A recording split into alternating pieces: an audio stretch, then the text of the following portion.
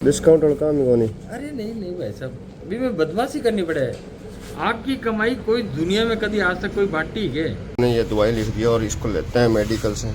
Doctor साहब ने पर्ची बना के दी थी। ये संजीवनी एक लैब है, वहीं से है ये जांच करवानी है। Doctor RP Gupta, A9 gold medallist, MD professional medicine. Doctor साहब गए हुए लंच करने, तो लंच के बाद जाएंगे।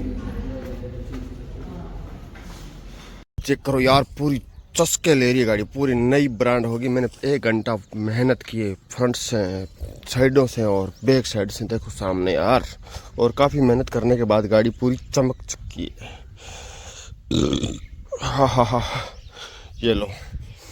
तो आपके भाई ने लगभग 1 घंटा मेहनत की है, और 1 घंटा मेहनत के बाद सामने चेक करो, पूरी न्यू ब्रांड लग रही है। और सोच रहे हैं आप यहाँ कैसे गाड़ी धो रहे हो, तो मेरे घर पे पानी नहीं था, तो गाड़ी भी धोना बहुत ज़रूरी था, तो इसको कर दिया है वॉश।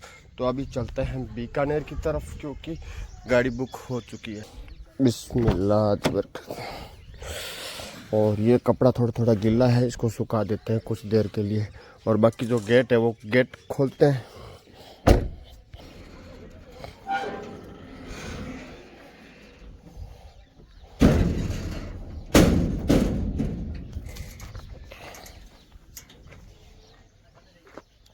खुल जा सिम सिम। बाहर खड़ी है सोनू भाई की गाड़ी।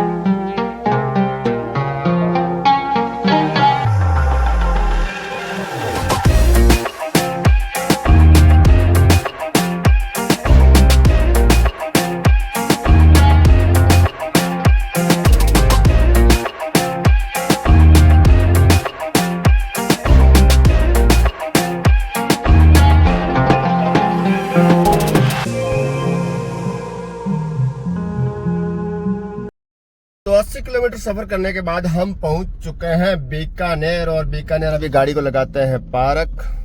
तो गाड़ी को छांव में खड़ी करनी जरूरी है, क्योंकि 1 घंटा मुझे वेट करना पड़ेगा। तो 1 घंटा वेट करने से बेहतर है अपने इसको छांव में खड़ी कर देंगे। छांव में क्या, गाड़ी ठंडी रहेगी, चिल्ड रहेगी।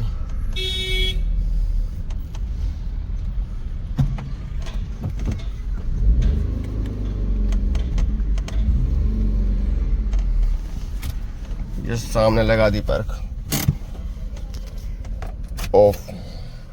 वालेकुम दोस्तों, क्या हाल चाल है? उम्मीद करता हूँ आप सब मस्त होंगे और स्वस्थ होंगे। तो अभी फिलहाल बीकानेर खड़े हैं और गाड़ी सामने कर दी पार्क, और मुझे जाना RP गुप्ता के पास, और वहाँ लेके आया हूँ मैं पेशेंट। तो पेशेंट को दिखाना, और सामने है गुलाब होम आइडियाज़। तो चलते हैं अंडरग्राउंड और डॉक्टर से मिलते हैं। और बाकी डॉक्टर का टाइम है लगभग 2 बजे का, तो हम थोड़ा लेट हो गए थे, तो हम पहुँचे हैं फिलहाल 1 बजे। और 1 घंटा वेट करेंगे, और 1 घंटा वेट के बाद मेडिसिन लेंगे और वापस गांव की तरफ। और गाड़ी हो रखी थी अपने किराए के लिए बुक। सामने सारे पेशेंट है, ये जो डॉक्टर को दिखाने के लिए आए हुए हैं यहाँ पे। डॉक्टर साहब का entry gate, doctor RP Gupta, A9 gold medallist, MD professional medicine. और यहाँ अंडरग्राउंड में वो देखते हैं, और यह है उनका घर। तो डॉक्टर साहब गए हुए लंच करने, तो लंच के बाद जाएंगे, तो मारते हैं एंट्री।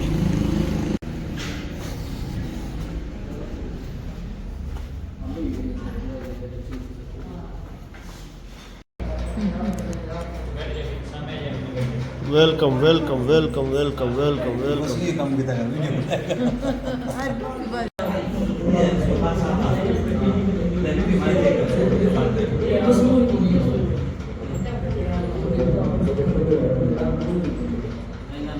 तो डॉक्टर साहब ने दे दी अपने को खून जांच। तो खून जांच के लिए हम आए हुए हैं लैब। तो यहाँ लैब टेक्नीशियन को खून देंगे और वहाँ खून की जांच करवाएंगे।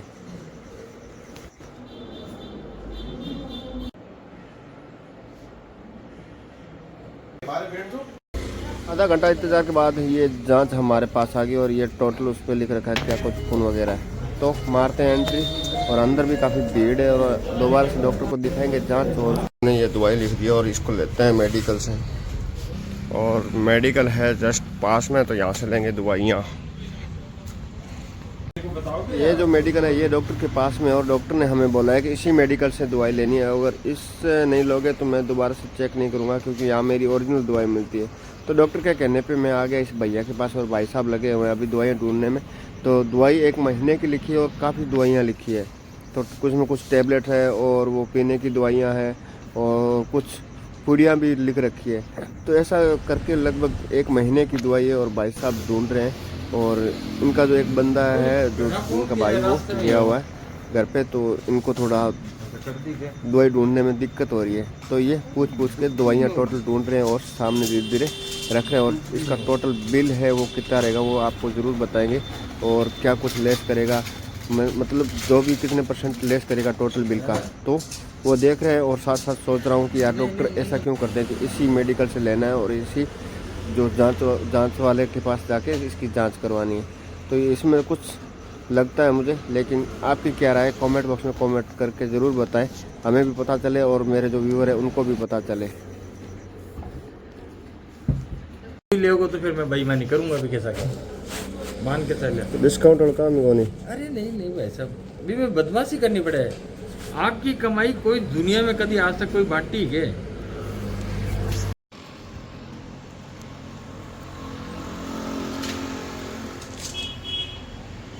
खानों को छुड़वाए कुछ भी है दे ओरिजिनल डिस्काउंट है देखो ये है कि पे डॉक्टर साहब लिखी बात तो देश का ओरिजिनल है किसी है बात तो देखो डॉक्टर बता मैं तो 70 रुपया छोड़ दो अंकल है। नहीं मार को डॉक्टर साहब आगो नहीं बैठ मिलो नहीं तब जगह आगे रुकना कौन नहीं है तो आगे रहूं मैं तो है तो आगे रहूं। थाने कब चालू करनी है, कल या परसों?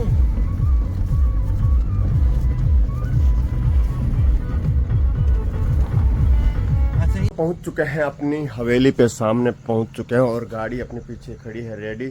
और लगभग यहाँ आए हुए मेरे को 40 से 50 मिनट हो चुके हैं। और दिन भर बीकानेर में थे और बीकानेर में होने की वजह से क्या है, जब भी हम बीकानेर में जाते हैं और गाड़ी में जब AC ऑन होना तो सर में दर्द हो जाता है। तो काफ़ी सर दर्द हो रहा था, टेबलेट लेके कम से कम 20 से 25 मिनट रेस्ट किया तो अब जाके मस्त फील हो रहा है। तो अभी वेलकम बैक करते हैं कि अभी अपनी गाड़ी को लेके निकलेंगे। छोटे छोटे रूट है और यह अभी चल रहा है माह रमज़ान का महीना। तो रोज़ा इफ्तारी के बाद मेरे परिवार में लगभग काफ़ी प्रोग्राम रहेंगे 300 दिन। तो हम क्या करते हैं, जैसा कि अब दिन में काम किया और शाम को जहाँ प्रोग्राम होता है वहाँ अटेंड करके आते हैं, उनकी फातिया को में जाके शामिल होते हैं। तो अब हम चलने वाले वहाँ, मैं और अक्षरा भी रेडी हो चुकी है और इस्लाम कहते हैं और इस्लाम भी है। लेकिन हम 3 जने ही अभी गाड़ी लेके रवाना हो जाएंगे। तो व्लॉग में कंटिन्यू बने रहना, तो व्लॉग देखते रहना। और बाकी माह रमज़ान में लगभग हम फातिया खाने में ही रहेंगे और जाते रहेंगे। तो लगभग ये प्रोग्राम होते रहते हैं हमारे यहाँ देहात में, जैसे गांव में। तो लगभग हम सारे परिवार वाले लोग इकट्ठा होकर वहाँ फातिया खाने में शामिल होते हैं। तो अभी हम चल रहे हैं। और तो चलने से पहले मैं थोड़ा सा रेडी हो लेता हूँ, क्योंकि दिन भर धूल मिट्टी बीकानेर में जम रखी है। तो अभी रेडी हो लेते हैं, थोड़ी देर बाद मिलते हैं। हाथ मुंह धो धुआ के एकदम रेडी हो चुके हैं और लॉर्ड अल्टो को मारते हैं सैलब और इस्लाम। अक्षरा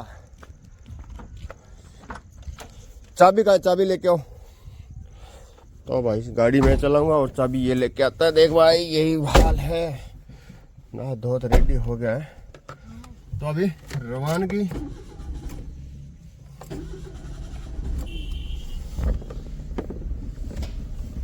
रवानगी हो चुकी है और मामा के घर, और मेरे मामा के घर है प्रोग्राम, तो हम तीनों ही गाड़ी में बैठ चुके हैं। और आज एक मजे की बात बताते हैं, और आज की वीडियो आप भाइयों के लिए मैंने सोचा क्यों ने अपने जो आज शो बीतता है ना, वो अब मैंने सोचा क्यों ना अपने दोस्तों के साथ शेयर कर दिया जाए। अस्सलाम वालेकुम। तो शेयर कर दिया जाए। तो अब जैसा कि मैंने वहाँ दवाई दिलवाने के बाद उस डॉक्टर की फीस थी 400 रुपये। तो 400 रुपये फीस होने के बावजूद अब डॉक्टर ने क्या जांच लिखी थी। जांच लिखने के बाद एक इतनी सी पर्ची बनाई, और पर्ची बनाने के बाद उसमें लिख दिया कि फलानी लैब में जाके वो जांच करवा लेना। तो मैंने उनसे ये बात की थी, भाई नज़दीक है दूसरी जांच है तो वहाँ से करवा लेते हैं। तो डॉक्टर साहब ने कहा कि वहाँ मैं देखूंगा नहीं, वहीं करवानी पड़ेगी। तो मैंने काफ़ी उनसे थोड़ी सी बातचीत की, तो उन्होंने कहा नहीं, जो मैंने लिख दिया ना सो वहीं से लेंगे। मैं कहा चलो ठीक है। तो मैं वहाँ से जांच करवा के ले आया, और जांच इतनी महंगी थी ना, क्या पता, अब लगभग 350 रुपये, तो 380 रुपये खून जांच के थे। लेकिन दूसरी जगह मैंने पता किया वहाँ 200 में या 150 में खून जांच कर रहे थे। फिर मैंने वहाँ से जांच करवाई, और जांच करवाने के बाद वापस डॉक्टर को दिखाया, जिसमें क्या किया, जांच देखने के बाद डॉक्टर दवाई लिखता है। तो दवाई जब डॉक्टर ने लिखी तो 1 महीने की दवाई दे दी, और एक पर्ची में लिख के टोटल दे दिया, भाई ये दवाई ले लो। और उसमें भी उसने लिख दिया कि इस मेडिकल से ये दवाई लेना। तो मैंने कहा यार ये तो कमाल वाली बात है। तो फिर काफ़ी मतलब बहस हो गई ये सेकंड वाले पार्ट में डॉक्टर से।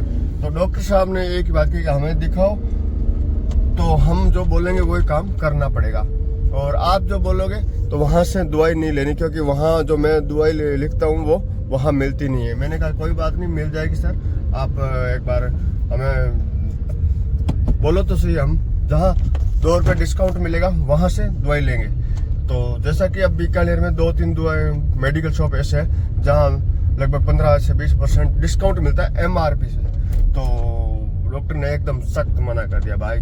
तो गरीब आदमी अगर जाता है तो इतनी महंगाई कर रखी है। और फिर जिस डॉक्टर ने जहाँ दवाई लिखी थी तो वहाँ मेडिकल शॉप पे गए तो वहाँ वही बात, मतलब MRP से 1 रुपया कम नहीं किया। और बाकी मैंने उसकी जो बातें क्या थी वो पीछे दिखाई भी है, और दोबारा से और रिपीट करवा देता हूँ। लोगों तो फिर मैं बेईमानी करूंगा भी, कैसा क्या मान के चले। डिस्काउंट और काम नहीं। अरे नहीं भाई साहब, भी मैं बदमाशी करनी पड़े। आपकी कमाई कोई दुनिया में कभी आज तक कोई बांटी है? तो ऐसी बातें थी। तो अब गरीब आदमी क्या कर सकता है, ये हालत है डॉक्टरों की। तो उनके इन डॉक्टर्स के लिए एक प्यारा सा कमेंट कर देना कि उनको क्या जवाब देना चाहते हैं। तो अब हम पहुंच चुके हैं सत्तासर मेन बाजार में, और आज दिन में दुकान में थे नहीं, और बाकी मार्केट का तो हाल वैसे भी थोड़ा कमजोर है, क्योंकि इधर रोजे चल रहे हैं और सेकंड फसलों की कटाई चल रही है। तो अभी हमें जाना है राइट साइड, क्योंकि दुकान नहीं जाएंगे। हट जा बाबू।